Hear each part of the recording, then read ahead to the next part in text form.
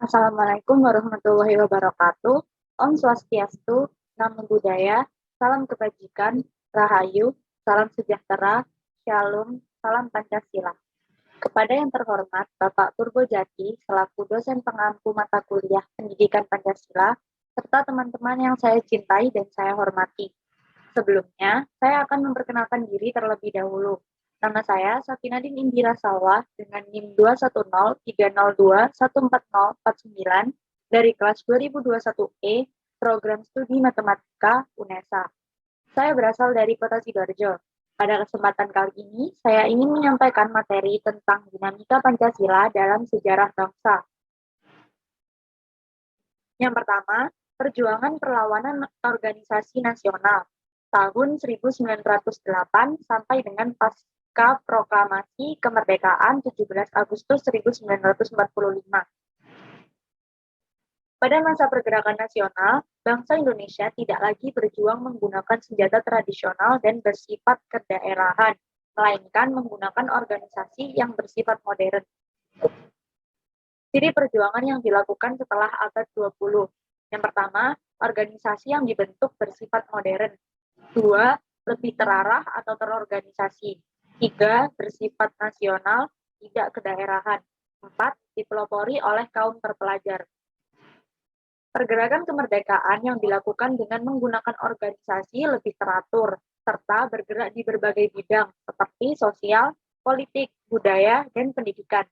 Pada masa ini, banyak paham yang bermunculan, seperti nasionalisme dan patriotisme. Adanya paham tersebut yang akhirnya mendorong lahirnya organisasi modern. Pembentukan organisasi. Masa pembentukan 1908 sampai 1920. Pada masa tersebut, berdiri organisasi Budi Utomo, Sarekat Islam, Indische Partij. Yang kedua, masa radikal atau non-kooperasi 1920 sampai 1930. Pada masa tersebut berdiri beberapa organisasi, yakni Partai Komunis Indonesia atau PKI, Perhimpunan Indonesia atau PI, dan Partai Nasional Indonesia atau PNI. Yang ketiga, masa moderat atau kooperasi 1930 sampai 1942. Pada masa tersebut berdiri organisasi seperti Partai Indonesia Raya atau Parindra, Gerakan Rakyat Indonesia atau Gerindo, dan Gerakan Politik Indonesia atau GAPI. Budi Utomo merupakan organisasi pergerakan nasional pertama yang didirikan oleh Wahidin Sudirohusodo pada 20 Mei 1908. Budi Utomo sebagai organisasi pelajar merumuskan tujuannya untuk memajukan tanah India. Untuk jangkauan awal terbatas hanya di Pulau Jawa dan Madura. Budi Utomo tidak terlibat dalam kegiatan politik, melainkan pada pendidikan dan kebudayaan. Organisasi Budi Utomo menjadi pelopor perjuangan kemerdekaan dengan memanfaatkan kekuatan pemikiran.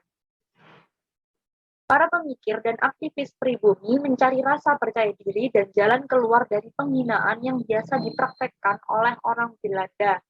Mereka mencari cara untuk meningkatkan kebanggaan atas budaya sendiri dengan menempatkan kembali dan memperkuat budaya. Berawal dari sinilah terwujud perjuangan melalui organisasi yang diikat dengan Sumpah Pemuda 28 Oktober 1928. Yang kedua, perlawanan pasukan pembela tanah air PETA oleh Soedanjo Supriyadi di Blitar. Tindakan Jepang yang menyengsarakan rakyat Indonesia memicu rakyat melakukan perlawanan, termasuk PETA yang berada di bawah kendali pemerintah militer Jepang. Salah satu perlawanan PETA terjadi di Daidan Blitar pada 25 Desember 1943 dengan Soedanjo Supriyadi sebagai pemimpinnya. Pemberontakan dipicu ketika tentara PETA mendapat tugas untuk mengawasi pekerjaan para Romusha dalam membangun kubu di pantai selatan. Para Romusha dipaksa bekerja berat hingga sore, tanpa makan dan tanpa upah. Penderitaan rakyat memunculkan rasa nasionalisme dari para tentara PETA Blitar. Bahkan, Supriyadi pernah menggelar rapat rahasia dengan mengungkapkan tujuan perlawanan untuk mencapai kemerdekaan. Selain itu, ia juga sering mengajak bawahannya untuk menyanyikan Indonesia Raya dan Di Timur Matahari. Ia juga mengibarkan bendera merah putih di lapangan besar pada 14 Februari 1945. Kemudian pada 29 Februari 1945 dini hari, Supriyadi dan pasukannya melepaskan tembakan mortar, senapan mesin, granat, lalu keluar dengan senjata lengkap. Jepang kemudian mendatangkan pasukan yang dipersenjatai dengan tank dan pesawat udara. Pimpinan tentara Jepang menyerukan agar tentara peta menyerah, namun mereka yang kembali justru disiksa oleh polisi Jepang. Supriyadi dengan sisa pasukannya pun tetap setia melawan dan membuat pertahanan di lereng Gunung Kawi dan distrik Pare. Untuk melawan pasukan Supriyadi, komandan pasukan Jepang berpura-pura menyerah kepada pasukan Supriyadi dan bertukar pikiran dengan anggota pasukan peta dengan halus. Akhirnya, Kolonel Katagiri berhasil mengadakan persetujuan dengan para pemuda peta. Mereka akhirnya kembali ke Daidan dan menyerahkan senjata. Namun, sesampainya mereka kembali ke Daidan, pasukan Supriyadi langsung ditahan dan diangkut ke markas Kampetai Blitar. Sebanyak 68 orang diadili di depan Mahkamah Militer Jepang di Jakarta dengan hukuman seumur hidup ataupun hukuman mati. Sementara itu, hukuman untuk Supriyadi tidak disebut dalam persidangan. Yang ketiga, sejarah perumusan Pancasila tanggal 29 Mei sampai 1 Juni 1945. Pancasila merupakan dasar negara Indonesia. Pada tanggal 1 Juni diperingati Hari Lahir Pancasila dan setiap tanggal 1 Oktober diperingati Hari Kesaktian Pancasila. Pancasila adalah 5 dasar yang dijadikan perjanjian luhur dan disepakati oleh pendiri bangsa Indonesia. Pancasila berasal dari bahasa Sanskerta, yakni panca artinya 5 dan sila berarti batu, sendi, atau alas dasar. Di balik terciptanya Pancasila, terdapat 3 tokoh penting yang berperan dalam perumusan Pancasila. Yang pertama adalah Muhammad Yamin. Muhammad Yamin merupakan seorang sastrawan, sejarawan, budayawan, politikus, serta ahli hukum. Beliau mengajukan perumusan Pancasila secara lisan pada tanggal 29 Mei 1945 yang berisi 1. Peri kebangsaan, 2. Peri kemanusiaan, 3. Peri ketuhanan, 4. Peri kerakyatan, 5. Kesejahteraan rakyat. Kemudian hal tersebut berubah ketika beliau mengajukan secara tertulis, yakni 1. Ketuhanan yang Maha Esa, 2. Kebangsaan Persatuan Indonesia, 3. Rasa kemanusiaan yang adil dan beradab, 4. Kerakyatan yang dipimpin oleh hikmah kebijaksanaan dalam permusyawaratan perwakilan, 5. Keadilan sosial bagi seluruh rakyat Indonesia. Yang kedua, Supomo. Supomo merupakan ahli hukum dan dikenal sebagai arsitek Undang-Undang Dasar 1945. Usulan untuk rumusan Pancasila diungkapkan Supomo dalam pidatonya di sidang BPUPKI yang digelar pada 31 Mei 1945. Supomo memberikan 5 rumusan untuk dijadikan dasar negara, yakni 1. Persatuan, 2. Kekeluargaan, 3. Keseimbangan lahir dan batin, 4. Musyawarah, 5. Keadilan rakyat. Yang ketiga ada Soekarno. Dalam pidatonya di sidang BPUPKI tanggal 1 Juni 1945, Soekarno menyampaikan pidato yang berisi gagasan mengenai dasar negara yang terdiri dari 5 butir gagasan, yaitu 1. Kebangsaan Indonesia, 2. Internasionalisme dan perikemanusiaan, 3. Mufakat atau demokrasi, 4. Kesejahteraan sosial, 5. Ketuhanan yang Maha Esa. Soekarno juga mengusulkan 3 dasar negara yang diberi nama Ekasila, Trisila, dan Pancasila. Setelah rumusan Pancasila diterima sebagai dasar negara secara resmi, diterbitkan beberapa dokumen penetapannya. Rumusan pertama, Piagam Jakarta, 22 Juni 1945. Rumusan kedua, Pembukaan Undang-Undang Dasar, 18 Agustus 1945. Rumusan ketiga, Mukadimah Konstitusi Republik Indonesia Serikat, 27 Desember 1949. Rumusan keempat, Mukadimah Undang-Undang Dasar Sementara, 15 Agustus 1950. Rumusan kelima, rumusan kedua yang dijiwai oleh rumusan pertama, merujuk Dekret Presiden 5 Juli 1959.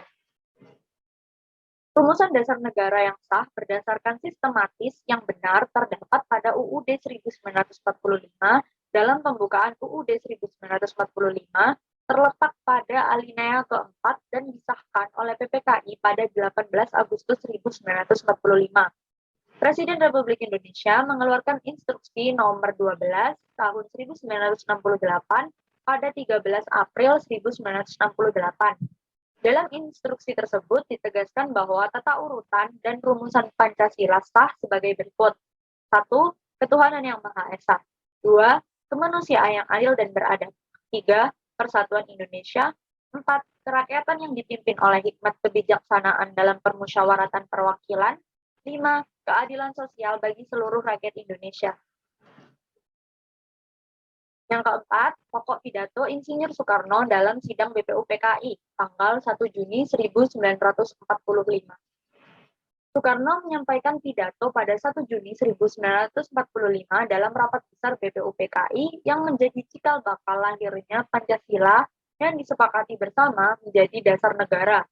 Bung Karno menjelaskan panjang lebar soal perlunya Indonesia memiliki sebuah pedoman hidup berbangsa dan bernegara. Bung Karno menolak sistem monarki yang mewariskan kekuasaan berdasarkan garis keturunan.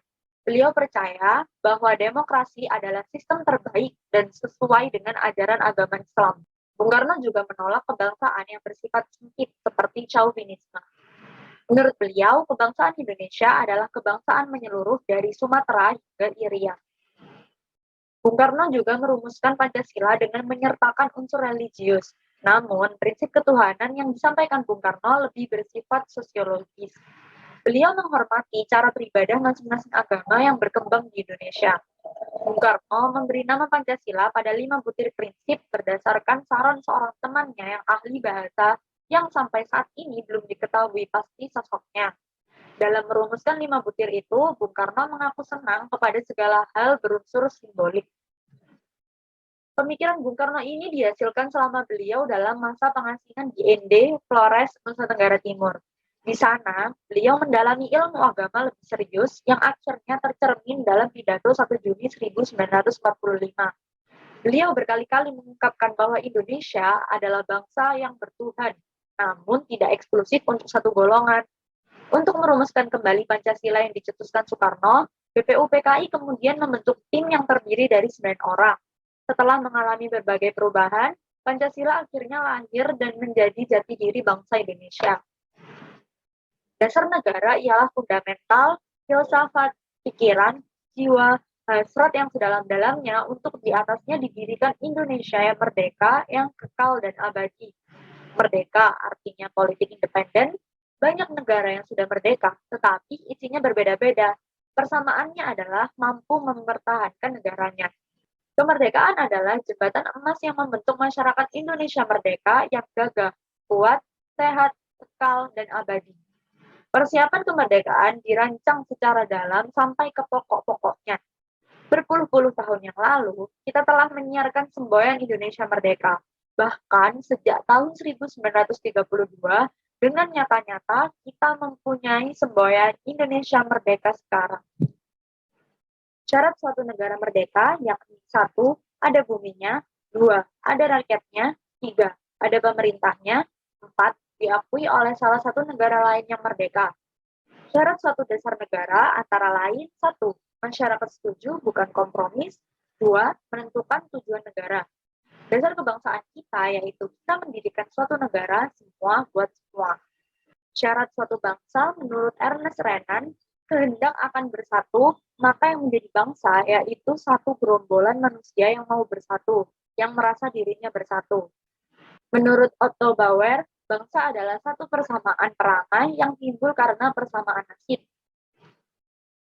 Yang kelima, lintasan sejarah perjuangan dibentuknya BPUPKI dan PPKI. BPUPKI dibentuk oleh Jepang pada 29 April 1945.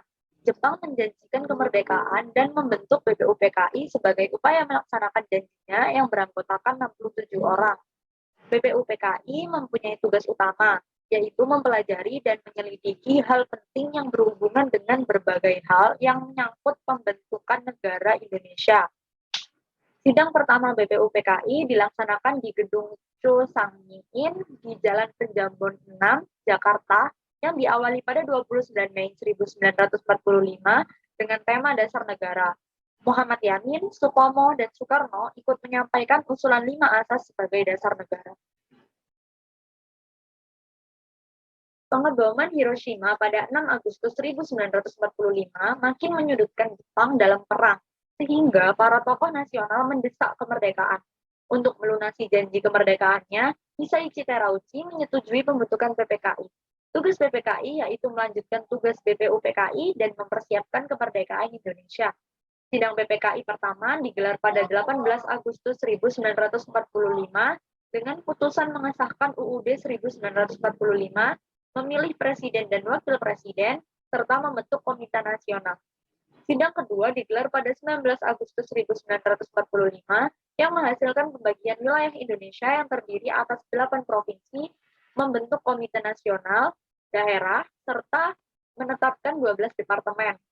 Sidang ketiga digelar pada 22 Agustus 1945, menghasilkan pembentukan komite nasional, pembentukan Partai Nasional Indonesia, serta pembentukan BKR atau TNI. Daftar pustaka Belianto A 2020, Perjuangan Indonesia sudah 1908, kompas.com. Nailufar NN 2020, Pemberontakan Peta di Blitar, kompas.com. Siska S 2020, Rumusan Pancasila dari 3 tokoh nasional, kompas.com. Asril S 2016, Pidato Bung Karno 1 Juni, Tonggak Sejarah Lahirnya Pancasila, kompas.com. Aptikom TV 2015, Pidato 1 Juni full versi, youtube.com. Demikian penyampaian materi dari saya. Apabila ada kurangnya mohon maaf. Wassalamualaikum warahmatullahi wabarakatuh. Terima kasih.